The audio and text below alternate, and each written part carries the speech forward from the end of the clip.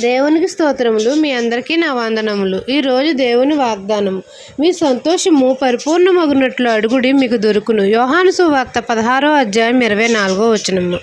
సర్వశక్తి గల దేవుడు మన తండ్రి అయిన యెహోవా మనతో సెలవిచ్చినదేమనగా, మన సంతోషము పరిపూర్ణమగునట్లు అడుగుడి మనకు దొరుకును అని. మన ప్రభువును రక్షకుడైన యేసయ్య కనికరం గల దేవుడు గనుక మన ఎడల కృప చూపుతున్నాడు. మనము దేవుని చిత్తాన్ని నెరవేర్చిన ఎడల దేవుని దక్షిణ హస్తం మనకు తోడుగా ఉంటుంది. కాబట్టి మనము మన తండ్రికి మొరపెట్టినప్పుడు తండ్రి మన మొర ఆలకిస్తాడు. మన సంతోషం పరిపూర్ణమగునట్లు తండ్రిని దేవుని చిత్తానుసారంగా మనం ఏది అడిగినను మనకు దయచేస్తాడు. మనం యేసయ్య నామాన్ని నమ్మితే చాలు, అనేకమైన అద్భుత కార్యాలు మన జీవితంలో జరుగుతాయి. మన యేసయ్య నామాన్ని కలిగి ఉంటే అనేకమైన ఘన విజయాలు పొందుకుంటాము.